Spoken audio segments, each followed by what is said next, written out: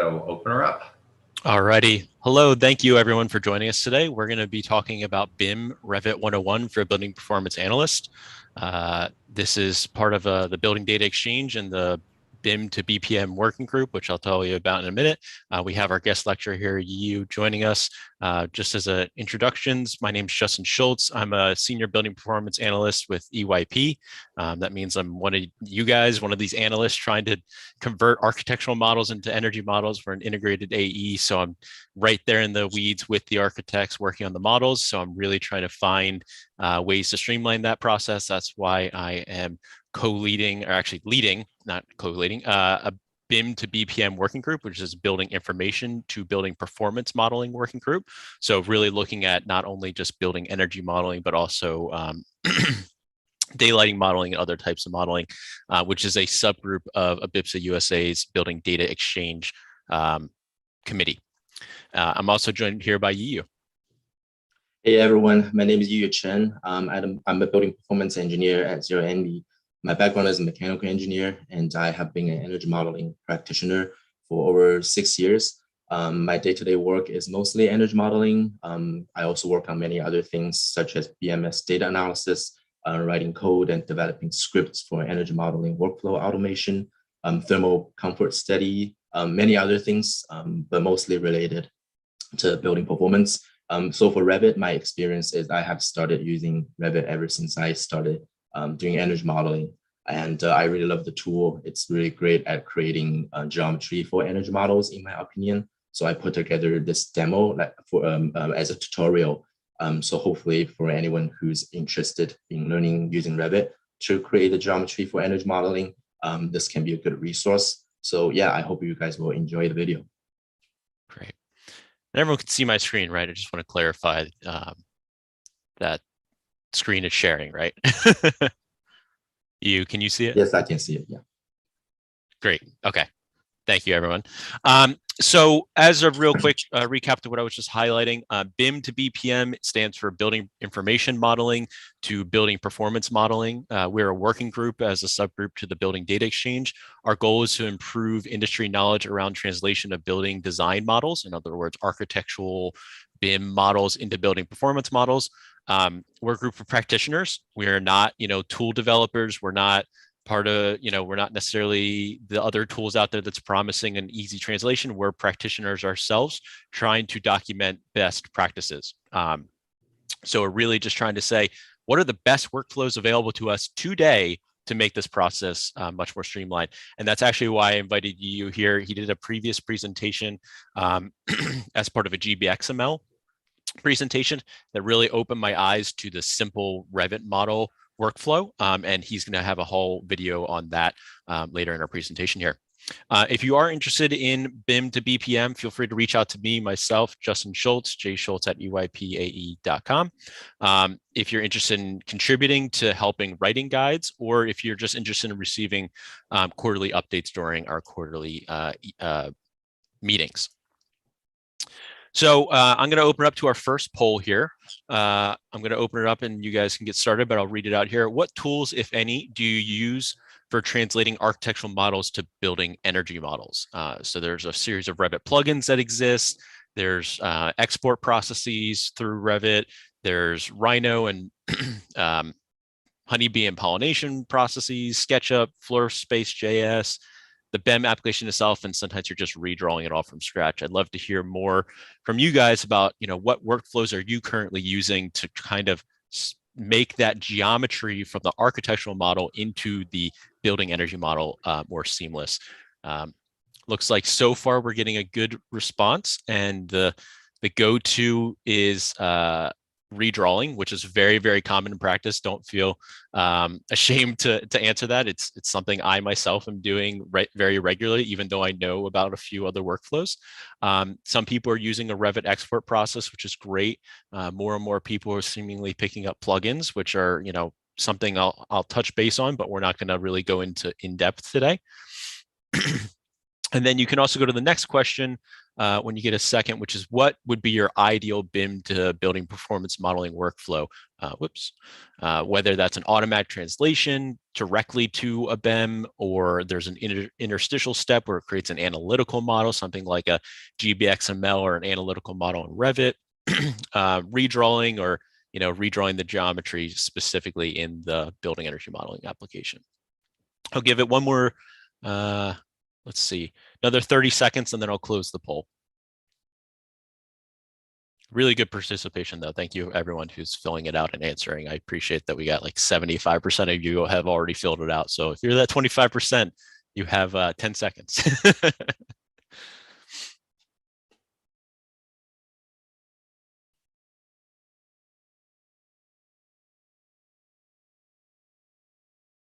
Great. Thanks, everyone. Let me share the results here so you guys can all see it. Very interesting information. A lot of you are redrawing, which is very, very common. More of you are using the export plugin available, or export features available in Revit, which is great. SketchUp still has a huge market share, although there's more open source development of that now, and some people have transitioned to plugins. Additionally, people really do want a direct translation, something that's more automated, which is great. I think there's some future applications of that coming down the pipeline, but it's something that I'll get into here in a minute. So as a recap, and for those that don't know, what is BIM? BIM in its definition is a shared digital representation of built assets to facilitate design, construction, and operation processes to form a reliable basis of decisions. BIM tools are often used like computer-aided design, CAD, but with a lot of data underneath. In other words, we're using it to convey construction and design intents. And BIM helps architects, engineers, and construction teams create high-quality buildings. So many of us think BIM and we automatically translate to Revit, although there are other BIM tools that exist.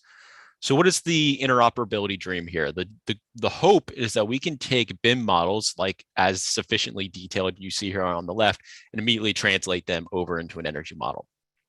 The problem is that often doesn't happen very seamlessly, and I'll get into that in a minute. And then there's also a longer term perspective of, can we take information from the energy model and bring it directly into the BIM model? Things like diffuser sizes, CFM requirements, ventilation requirements, people loads, lighting loads, all these things that we need, which would be a really, really powerful information, especially back to mechanical engineers, electrical engineers, et cetera, to help us design our buildings.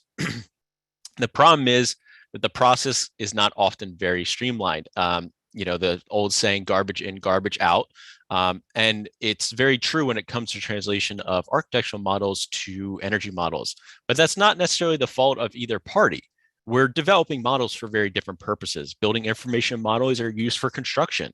Their true intent is visual clarity. They want to be able to provide enough visual clarity that there are not problems in the construction of a building. They're creating and managing information for a built asset. While building performance modeling, on the other hand, is to evaluate building performance, code compliance and sustainability checks, and create and manage information for performance.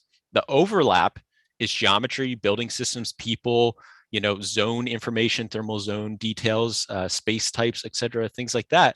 But they really do have different purposes. And we need to keep that in mind, because architectural models are rarely set up in a way that immediately transfer to a building performance model. That translation process is done in a number of different ways. There's what are called schema, and it's a method of transferring data between applications. The one that's probably most familiar with everyone on the call here is gbXML. And it is a very common schema for taking architectural design, translating into building performance simulations, energy engineering design, et cetera. But the intent I want to bring here is every one of these, taking an architectural model and bringing it into a schema, requires something called translation. And that translation process is something that we as designers, as practitioners, don't have a lot of control over. Now, we do have some control, but at the end of the day, it means that there is a computer making decisions about how to translate the exterior wall, shading, glazing, overhangs, all these things that we have in our models that can work very well sometimes, and other times result in very messy exports. However, there's a number of tools available on the market that are trying to circumvent this. I'm sure many of you have heard about what Cove Tool and Pollination are trying to do. They're promising a more direct translation from architectural Revit models, Rhino models directly into energy modeling, which is absolutely wonderful. However, it does mean that sometimes you do not have more control about that translation, about how that translation process occurs. Other tools like Revit, SketchUp and Trimble and Bentley are other kind of architectural-based geometry tools that have energy modeling functionality by doing gbXML export or having plugins associated with them. So these tools are very, very great, and I'm very excited to see where they go in the future. But we do want to discuss today another workflow, and this is the simple modeling method. It's taking a Revit model and translating it directly into a gbXML for export into a building energy model. The process, though, isn't one where you take the architectural model and translate it directly. You actually redraw it with your understanding of how building performance works so that you can draw your thermal zones. You can understand how those things occur. Some of the advantages are that drawing in Revit is generally faster than doing so in your building energy modeling tools. Revit is a drawing tool first, right? While BIM, building energy modeling tools, are an energy modeling tool. So yes, many of them have built-in geometry drawing, but sometimes Revit's just better because it's its primary function. This method is consistent and reliable. It provides a much more way in which you have full control over the thermal zones. You know it's going to work almost every time. The other factor is it's connected to the architectural model, which you will go into in the video, and it exports to gbXML very seamlessly, and future exports to IFC are in the works as well. The disadvantages are, it's another tool that us as building performance analysts need to learn. There's some basic Revit skills that you need to understand, but Yu's going to go through those here soon. And there's some setup, especially in the Revit template side, which can make this process much faster and more seamless. And you still need to redraw. So it's not a direct translation process, but it's one which you have control over. And that can be really relevant to how we create our perimeter zones, how we zone multiple similar space types together to allow us to make our energy modeling process faster and reduce the number of thermal zones we have to model. So I'm going to stop sharing for a brief moment so that I can switch over to the demo. This is a video that was put together by you, and we're going to stream it here. So if you guys have questions while this is occurring, please drop them in the chat. We will be actively participating in them so that you can watch along and learn. All right, should be going here. Hey everyone, my name is Yu Chen. I'm a building performance engineer at Zero Envy. In this video, I wanted to show you how to create an energy model geometry in Autodesk Revit. There are so many ways you can use to create the geometry. You can use other tools like SketchUp.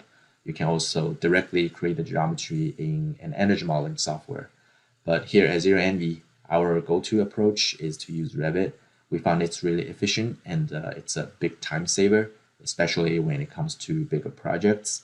So we just want to share that knowledge. And in this video, I'm just going to walk you through a quick demo to show you guys all the steps and what it takes to complete a model in Revit. And then I hope you guys can have a better idea on how the entire workflow looks like. So yeah, let's jump into it. So the first step is to link an architectural Revit model as a background in our blank Revit file. So the whole idea here is that we want to have this background and we can trace it. It is really hard to directly export an architectural Revit model to a gbXML file.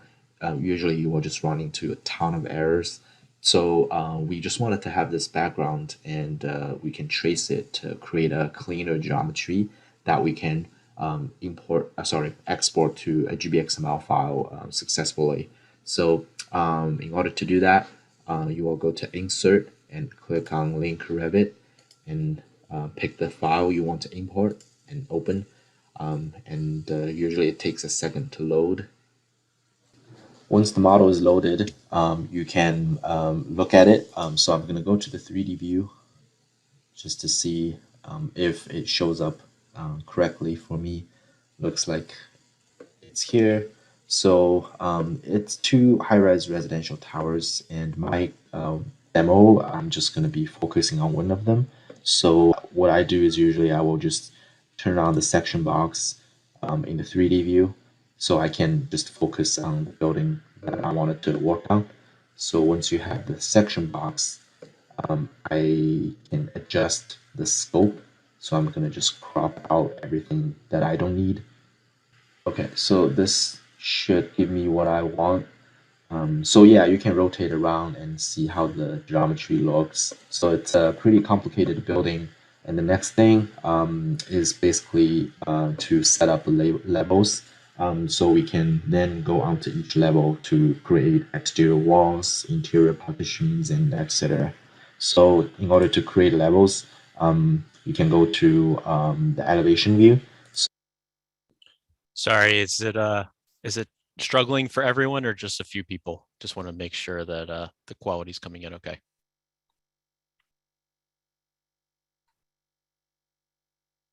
Okay, seems to be good for some and not great for others. It may be it's a little blurry. Okay, well, let's keep running it through here. I want to note that there's two locations that the video will be available. The video will be available on Abipsa USA's YouTube channel, as well as Zero Envy will be uploading on their YouTube channel this video file natively. So there will be a much higher quality version of that on YouTube at a bit later time. So if you are having visual difficulties with it, there will be multiple locations.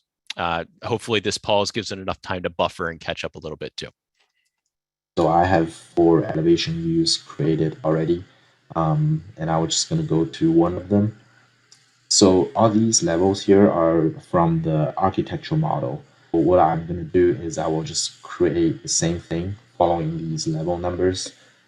So go to architecture and click on level. So we can randomly just place one level here. And I will update its name to match the actual name of this level. I'll just call it level 1.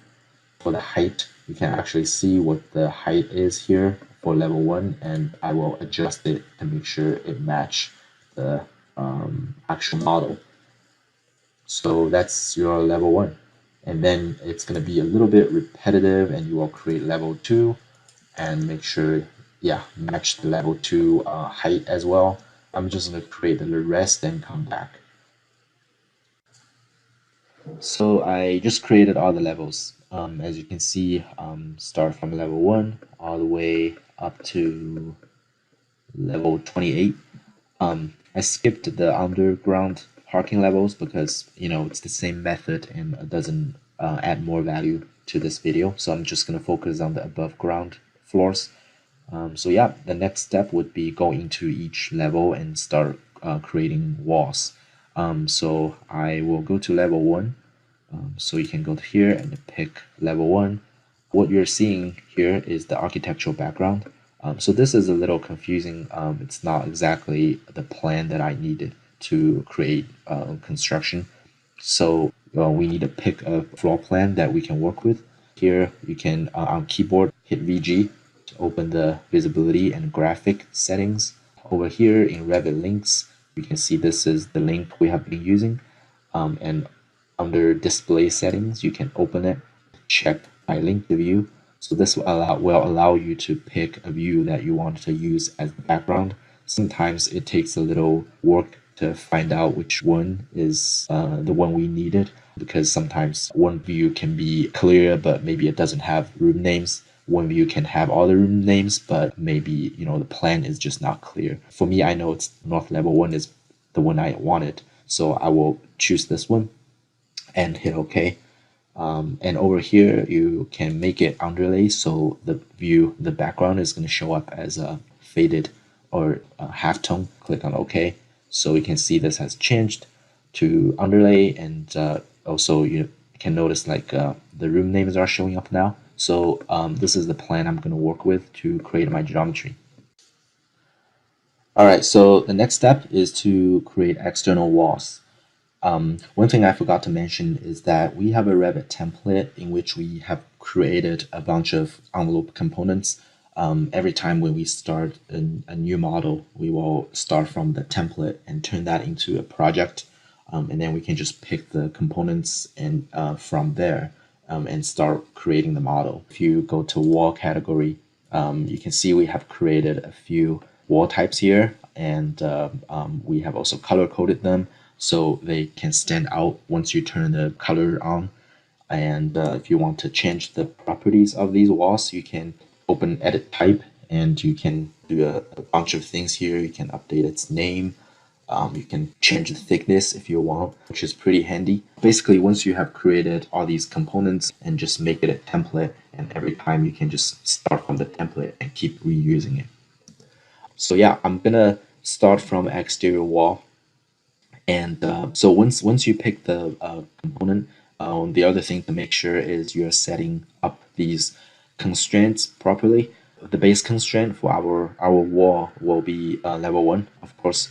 And then top constraint, when you first start, it's going to be like a random number. So you want to make sure you're picking the right level. We want our wall to go from level 1 to level 2. So this is what we need. And it's going to show you the height of your wall, which is 13 feet. And that's based on like all the levels we set up in the first step. And you can also give it a top offset if you want, but this is all I need. So I'm gonna start placing the walls. So one thing I wanted to quickly mention here is that we typically follow the center line of the walls based on the architectural background. I guess people have different opinions here. You can follow the interior wall, you can follow the interior surface, or you can follow the exterior surface. And I guess the difference is that depending on which approach you choose, it will have an impact on your floor area in the energy model. Because when you're doing a takeoff on the PDF, area takeoff on the PDF, you typically use the interior surface of the wall, right? But the energy model is going to pick the center line and consider that as where the wall is. Let's say if you also follow the center line and the wall thickness is 6 inches, and you will just end up having like a 3 inches increase on each side, and then eventually you will have a larger floor area for that room. I guess just wanted to bring up this point that just be mindful that depending on what approach you choose, it's going to have an impact on the floor area. So I will just keep going to finish this floor. All right, so the exterior walls on level 1 are all created. So now if you wanted to do a quick check, you can actually go to the 3D view to see how they look. You can see the architectural background is still there. Hit VG and you can turn off its visibility and click on OK. So what's left is what I have just created, all the exterior walls on level 1. So they look good to me, and it will also be nice to compare your components against the architectural model to see if they're lining up properly. So we can just zoom in and see how the model are lining up with the architectural ones. So I'm gonna go to level 2. Here again, we want to pick a good view to work with. Hit VG on the keyboard. We can pick a view. So I want to select this north level 2. So I'll just pick it and also use underlay so it can show up nice and clean. So this is the view I'm going to work with to create exterior walls on level 2. So I will keep going and to finish the next few levels and come back when I need to work on the residential levels. Okay, so I have created all the exterior walls all the way to level 12. And this is where I start seeing there are many repeated floors, typical floors. So this is where we can use a trick in Revit to quickly build typical floors in one step. And before doing that, we can quickly examine the model, how it looks like right now. So this is what I have so far. As you can see, it's a pretty complicated shell, and there aren't that many typical floors all the way up to this point. So it was a little bit of a manual work, but from here, we can pick up the speed a little bit. So let's go to level 12. What I will do is you can select one of the exterior walls and right click on it and select all instances visible in the view. So it's going to select all the exterior walls on this floor. And then we want to copy and paste all these to level 15, 16, and 17. This building doesn't have level 13 and 14, so there are only 3 levels that are the same as level 12. And starting from level 18, it's a different footprint, and I think it repeats again based on level 18. But let's now just copy paste all these walls to level 15, 16, and 17. So we have selected everything here. You can go to copy to clipboard and do paste. Select this option, aligned to selected levels. And then we will pick our target floors, which is 15, 16, and 17. Okay, so now the work is done, but we can't see anything here because we're still on level 12. But if you go to level 15, you can see how these are created, and they're created at the correct location. And now if you go to the 3D view, you can examine how it looks like. So you can see how these 3 levels are newly created. Initially, it was just this level 12. If you go back to level 15, you can also click on one of the exterior walls and see the constraints. So the base constraint is level 15 and it goes up to level 16, and that's also correct. Yeah, that's how we can create multiple floors in one step. A quick note here. So we always want to make sure all the walls are perfectly stacked. Doesn't matter if it's exterior walls or interior partitions, we always want to make sure. For example, if we have 2 walls, one on level 1 and one on level 2, and if the wall on level 2 is right on top of the other wall on level 1, we want to make sure they're perfectly stacked. If they're slightly offset, chances are once you export this model to a gbXML file and into an energy modeling software, it's going to turn into a geometry issue, and they're probably going to be detected as small surface or slivers, and that can potentially lead to a simulation problem. So we wanted to avoid that as much as we can when we are creating the Revit model. So just to show you guys what I was talking about. So I'm on level 2 right now. I'm just gonna turn off the architectural background, and you can actually see level 1 from this view. So go to underlay and set the base level to level 1, and then you can see everything that's on level 1 that you have created. So everything looks okay, except when you zoom into this part, you can see this wall on level 2 is not lining up perfectly with the one on level 1. So that's an issue and can lead to a small surface problem in the energy model. And what we will do here is quite simple. You will just move this wall to make sure it's lining up perfectly with the one below, and that should solve the issue. Okay, so I have finished all the exterior walls. Now you can see this model looks more like the actual architecture model. We can also turn on the background to check. So you can rotate around and see if everything is matching. And the next step from here, so my workflow would be start working on the interior partitions. And again, it will just be the same process. You will be starting from level 1 and start working on the interior partitions using the same approach. I'm just gonna directly jump to one of the residential floors to show you how to complete a floor. And basically, instead of using exterior walls, we are going to pick our interior wall to create interior partitions. Over here, we also want to make sure the constraints are set up properly. So it should start from level 12 and the next level is 15. And then you can start working on the creating the interior partitions. So all the interior partitions are created on this floor. And as you can see, we have a number of multiple units, residential units on this floor. There are different types. I think this is a studio, and you have some 2B units and 1B unit. and there's a common corridor and elevator shaft and 2 stairwells, and I think this is storage, and you have a mechanical shaft as well.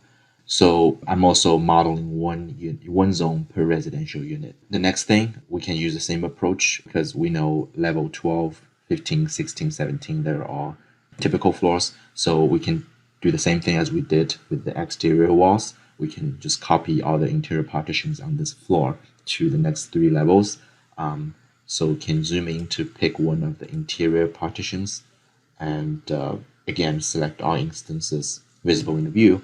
It's going to pick all the interior partitions for you, and then we will just do copy and paste to the selected levels.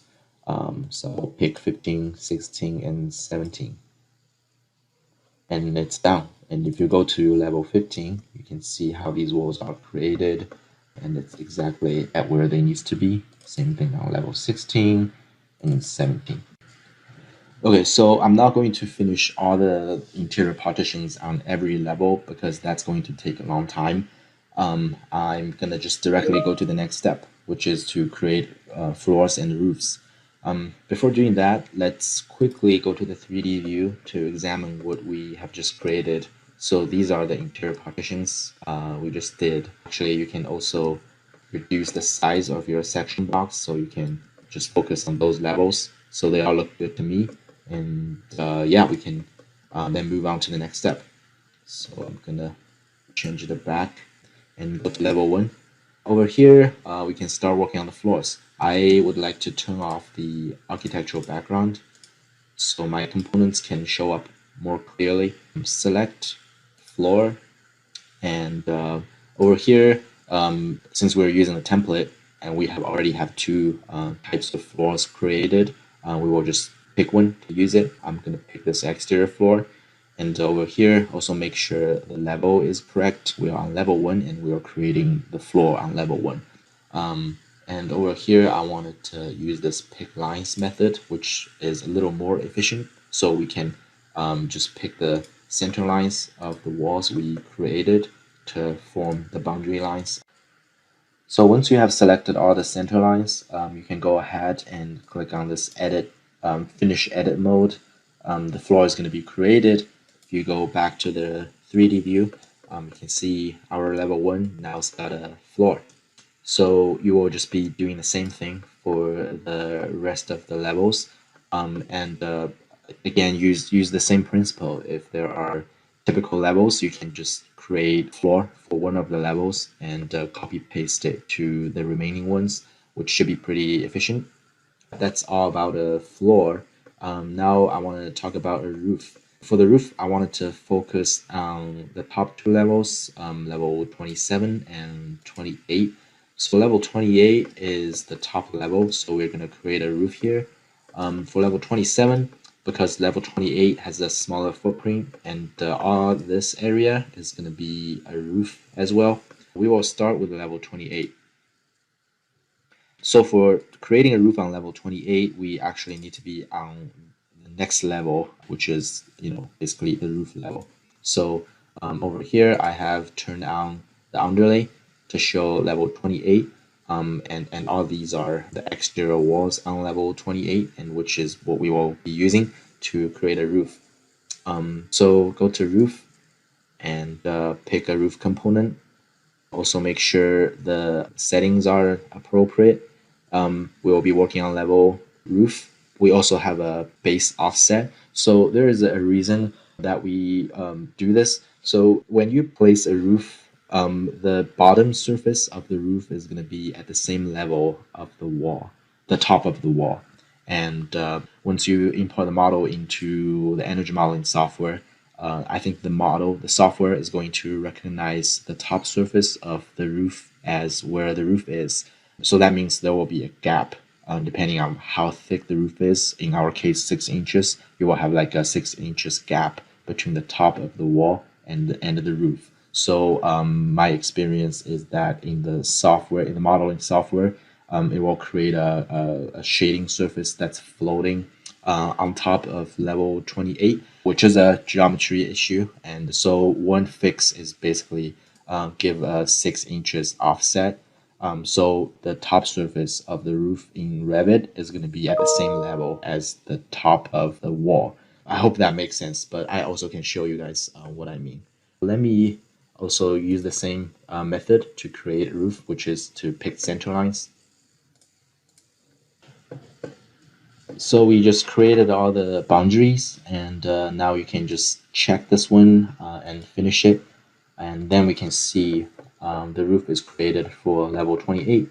And if you zoom in, you can see the top of the roof is at the same level as the top of the wall. If we don't do the 6 inches offset, you can see how the top surface will be floating, and so there will be a gap, and this top surface is going to become a shading element in the modeling software, and that's something we wanted to avoid. So for roof, we have always been applying a 6 inches offset, so that will fix that issue. Now I wanted to create a roof for level 27 as well. If you go to 28 to create a roof for 27, you will be looking at this view, and I have level 27 turned on as the underlay, so you can see all this area is going to be a roof. Again, we will do the same. Pick the roof component and use the center line method. So click on OK, and this roof is created. Now go to the 3D view again to check it out. So it looks great to me. So yeah, and this situation is happening a lot in this project. As you can see, this part is going to have a roof. There's a small roof here, and you have a roof here, and down below you have some big roofs to create, but it's all the same principle. So I think I've covered pretty much everything on the plans. Now let's turn to the elevations to create windows. Let's go back to the 3D view real quick to see how it looks. So you can see my exterior walls are kind of blocking the background, but you can still see like where the windows are. And if you click on the walls, you can actually see what's behind it. You can see the background. You can also just hide them, but this is good enough for what I wanted to show. So yeah, we want to be working on the plans to create windows, but it will be nice to also have elevations open on the side, and then we can reference it. So to do that, you can go to view and do this power views, so you can have both elevations and plans opened side by side. We will be working on level 12 again. Over here in the elevation view, that would be this floor. So if you zoom in to this corner, which is basically this area, if you click on this, you can see that we have some windows here. So we have a fixed window over here. We have an operable window, I think, and then this is also a fixed window, and we have some spandrel panels down here. So to create a window, go to Window, and this is the list of the pre-created window components we have. And my go-to is Window Instance, which will allow you to change the dimension of the windows once they're placed in the model.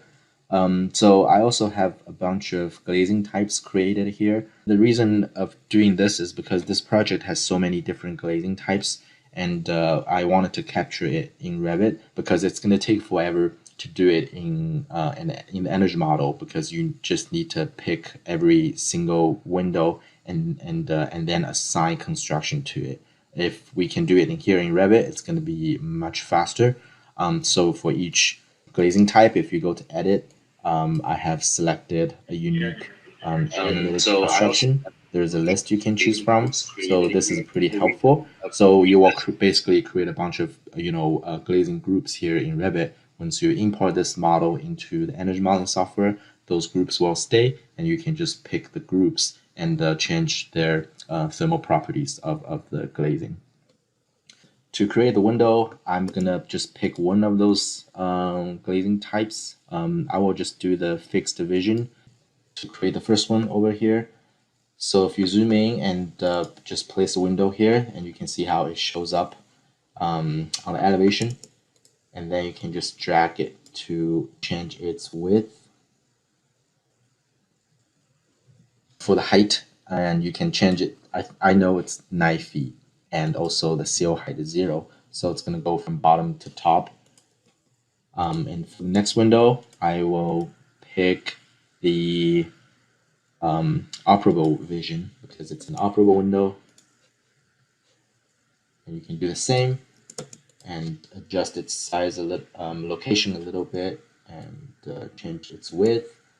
And also I'm gonna keep 3 feet as the seal height and change the height to 6 feet.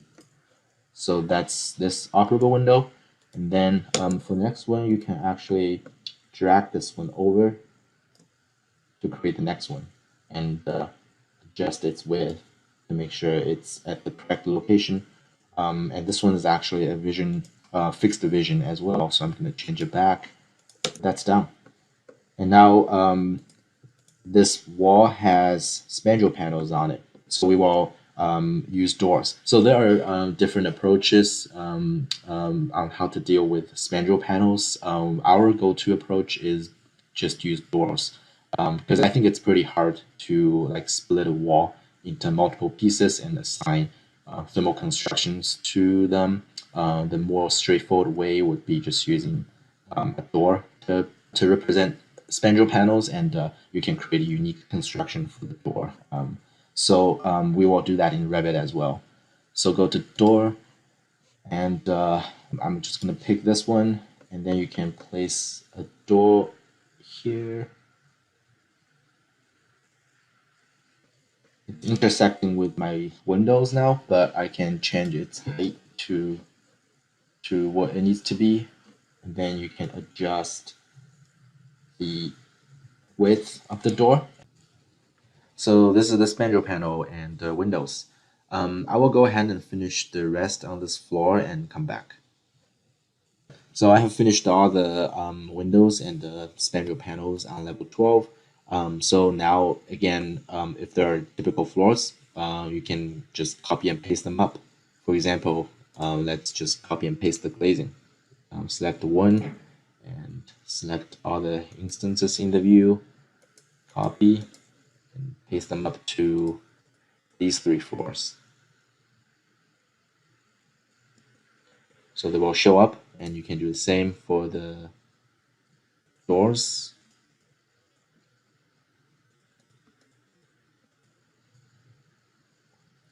Here we go. So the last thing I wanted to show is how to create shading elements, which we will be using roof to do that. Let me turn on the background real quick. As you can see, these are all balconies, but there are also shading elements for the level below, so we will need to create them. So I will just do one example. So let's do the sky, and that's on level 18. So we will go there. Basically, this part is where the shading is, and you need to have the architectural background on in order to see this. So let's pick the roof, and I'm just gonna start tracing it.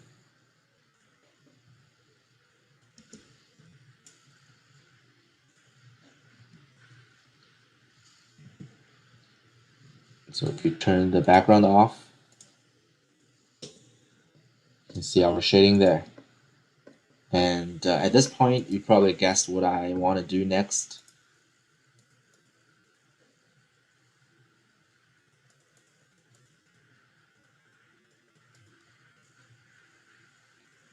Here we go. We just created multiple shading elements. So we are finally at the final step, which is to create spaces. Right now, let's say this geometry is complete. We have all the walls, roofs, floors, windows, and spandrel panels. Everything is down, but we still cannot export this model to a gbXML file yet because there are no spaces yet. In order to do that, let's go to one of the floors. Let's go to floor 12. So I have the architectural background on, and you can now see all the rooms and their names and room numbers. So to put spaces here, you will go to Analyze and click on Space, and also make sure the limits are correct. So we are starting from level 12. The room should end at level 15. There's no 13, 14, remember, for this building. And also we don't want to provide any offset. So this is good. And then you can start placing rooms. As you can see how it's recognizing all the interior partitions. You can just place them one by one, or I like to use this place spaces automatically. So it will just create all 12 spaces all at once. And then you can go ahead and change the name of your spaces to match the architectural naming. But that's pretty manual work. There's a quick trick to do here, which is to use this space naming function in Revit. So if you click on that, it will ask you how do you want it to match. You want to match both names and numbers, or names only, or numbers only. For this demo, I'm gonna just pick this names only, and then I'm gonna select this floor, and you can just see how these names are updated to match the architectural room name. I think I missed one room here, but you get the idea. Okay, so I will do the same thing real quick for next level. So yeah, pay attention to these limits, because the first time they show up, it will be random. So that's good.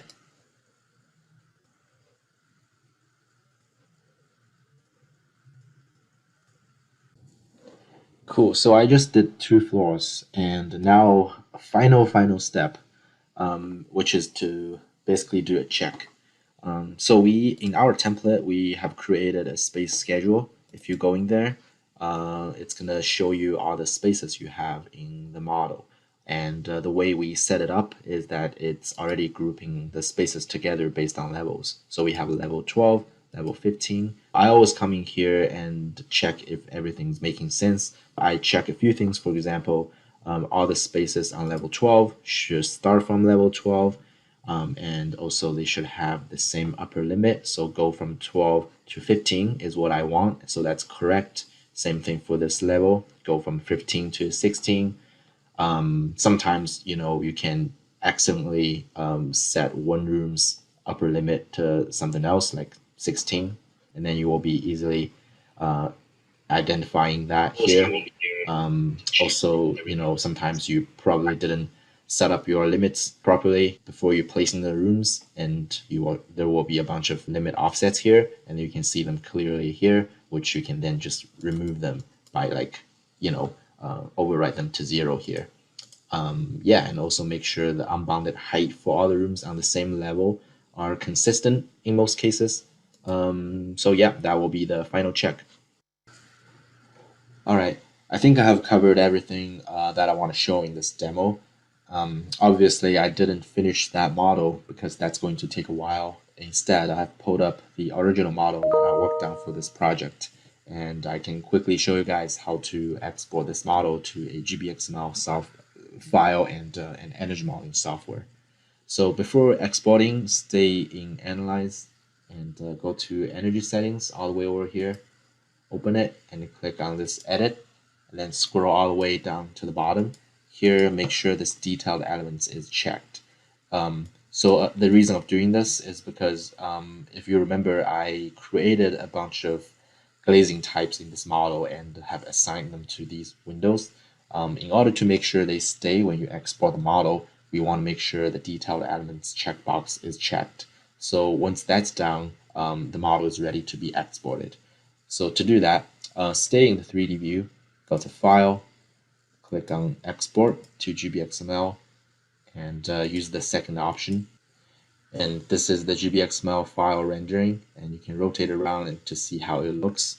Also go to the Details tab, and you can see the list of your rooms here. If there's anything that's problematic, there will be a warning sign in front of the room. So you can click on that room and isolate it, see where it is, and go back to the model to fix that. If everything looks good to you, you can click on Next to export to the gbXML file. So the model is exported. I've also opened IES Virtual Environment, which is the go-to energy modeling software here at Zero Envy.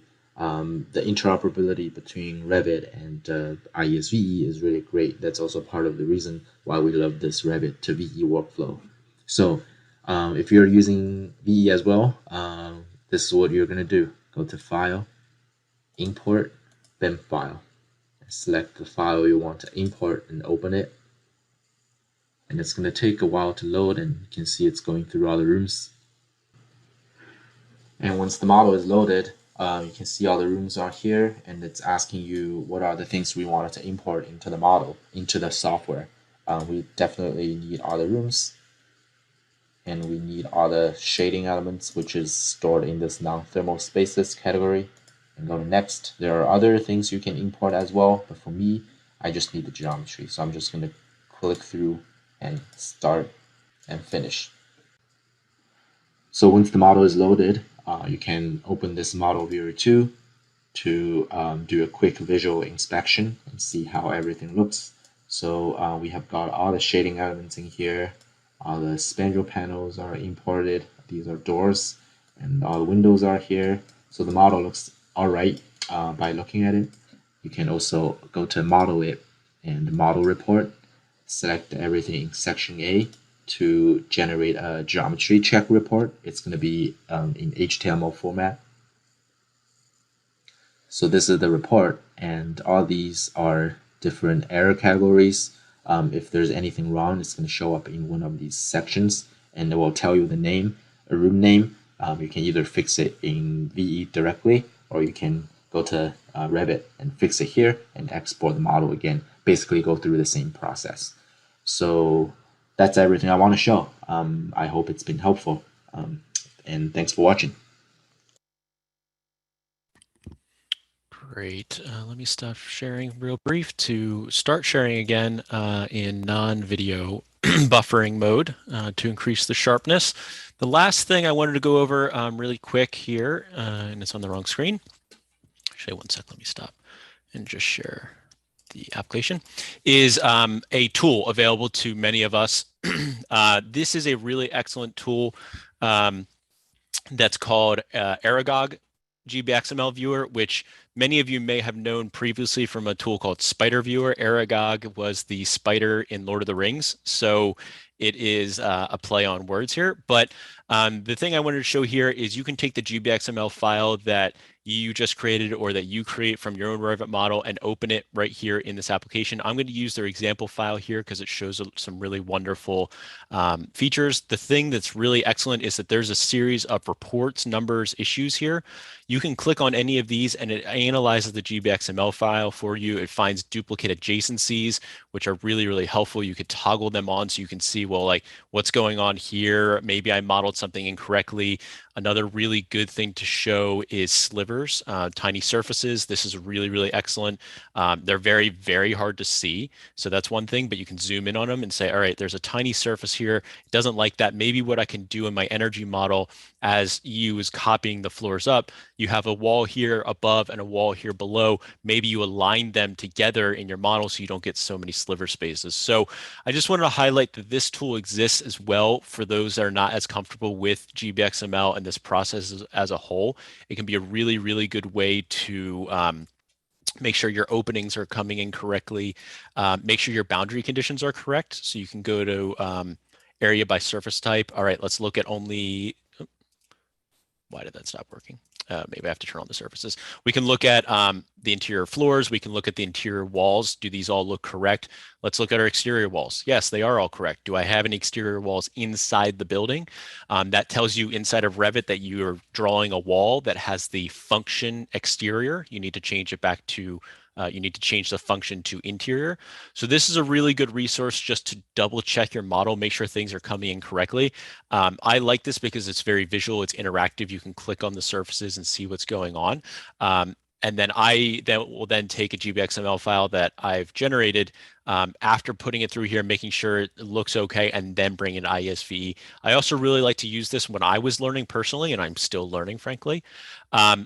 Save gbXMLs along the way. Do a floor at a time. Do an export. See if there's any issues that pop up. Maybe you modeled your roof, and instead of doing the roof at the level, you forgot to set it down the 6 inches that you was talking about, which is a relatively important step because then it's not going to come in as a roof, particularly in your model. So things like that are really, really helpful to check inside here. There's very minimal shading, underground walls, checking that your boundary conditions are correct so that when you import it, it comes in more seamlessly. So that's the last thing I wanted to share on the topic of gbXML. But this is a really powerful tool. It's from Ladybug. It's free open source. You can import your gbXML file. They have a number of example files you can use as well to get familiar with how the translation process occurs.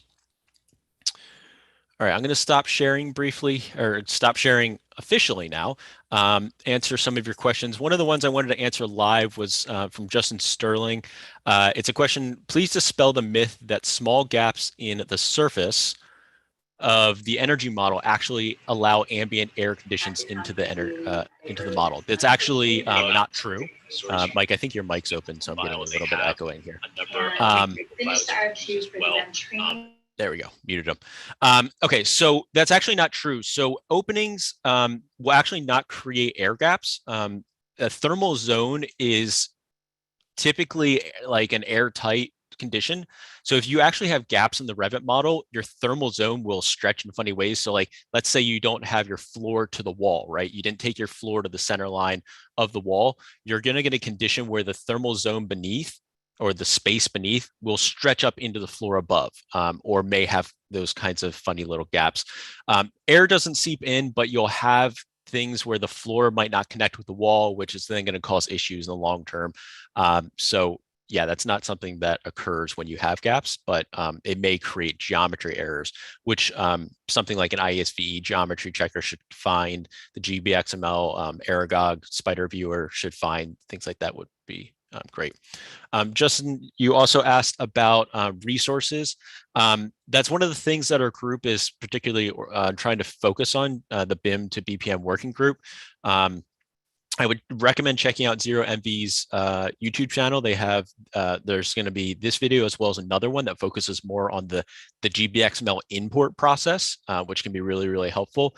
Another good resource is ISVE has a learning on demand section of their website. Whether or not you use ISVE, they have a video on setting up a Revit model for gbXML, basically very, very similar to what we presented here today, but goes into more detail exactly about how you have to align the roof and how you have to align the walls and seal, you know, how you set up plenums is a question I saw come up a few times, which, so I'd recommend that as a resource. It can be quite good. Other resources we're hoping to generate here and we'll bring to the ABIPSA USA webinar. So keep an eye on this space. Do you have any open tools apart from Open Studio? The gbXML viewer that I just showed was open, and a number of the tools that I asked about in the beginning are open. FloorSpace.js is free, open source. It's somewhat similar to this. It creates a JSON file of your building geometry. It can be another good way of redrawing your building that isn't directly in the BIM application. What's the best way for making surrounding buildings in this method? Do you know that one? I forget the best method.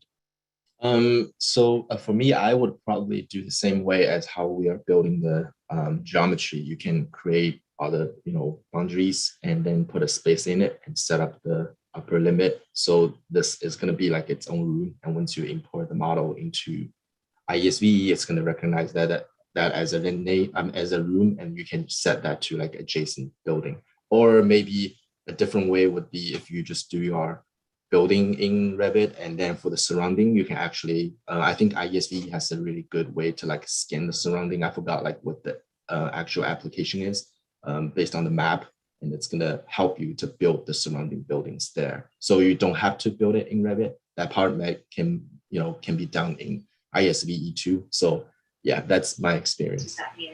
The other thing that I do want to highlight is if you don't have a thermal zone within a space, it will not export necessarily. I forget whether or not like a wall will just export as a shading element, but I believe from my experience, if you don't put a space in there, even whether or not it's from ground all the way to, 100 feet, if that's how big your neighboring building is, if you don't put it in there, it's not going to show up in ISVE or wherever you import the gbXML. It needs the space to find the walls, basically. Are you aware of which universities are using the tools for teaching or mostly for research? I'm not aware. That's a great question. And I'd recommend reaching out to the tool developers. Many of them, sorry, the suppliers of the tool, many of them actually provide university or free licenses for those things. So check there maybe. How do you model a grid for natural ventilation? Do you use a rename window family, or do you have other methods? I think you touched briefly on this. When you place a window, each family you place, right, produces a different window in the energy modeling application you bring in. Is that correct? So I guess this is a question more related to how to model natural ventilation in the software. If you know like what windows are operable windows, you can have them grouped together, and then you can in IESV again you can like use macro flow that can model natural ventilation. You can set up the window schedule, operating schedule, and actually to control it based on temperature. So if you know what windows are operable, you can assign schedule to it and let them operate to introduce natural ventilation into the building. So I guess hopefully that answered the question. Yeah, on the Revit side, you'll have two families. One is maybe fixed and one is operable. So when you use clicking the drop down and selecting different windows, you'll name them separately. And then when you bring them in, they'll show up as different constructions in your model, your energy modeling application. And there is where you apply the opening percentages, natural ventilation, things like that. I know this session is focused on Revit. Was thinking of an alternative tool for simulation results once you export from Revit. Do you know of any open tools apart from,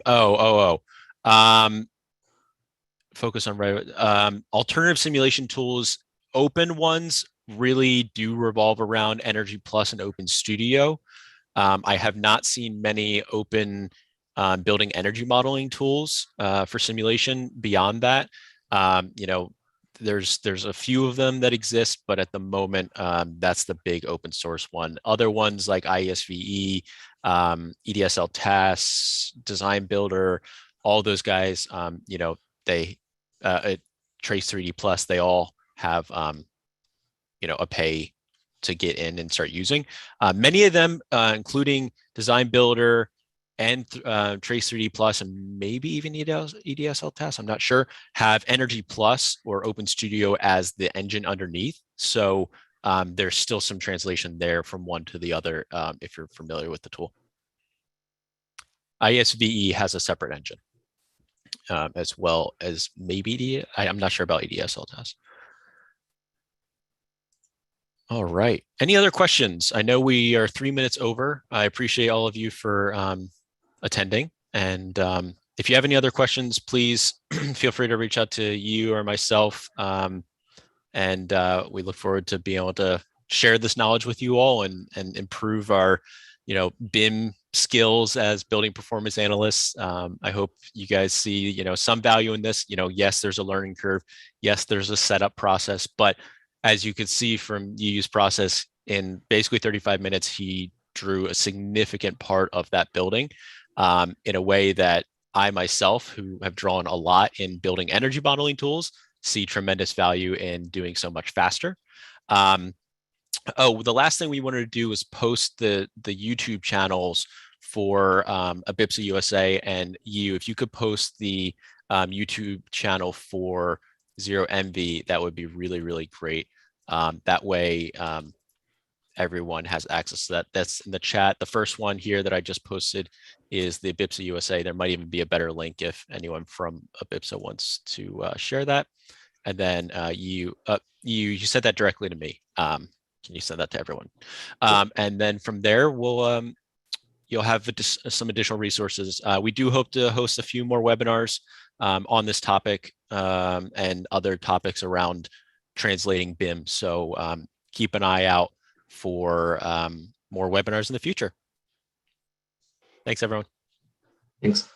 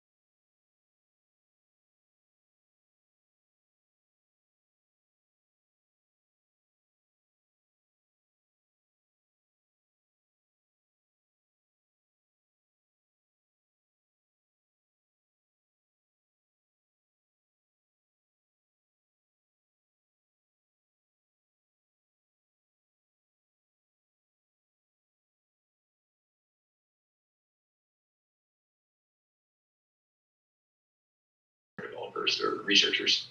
And, urban simulations is so much different than buildings, and trying to identify what kind of questions do they want to answer, what kind of gaps do they see is a goal. But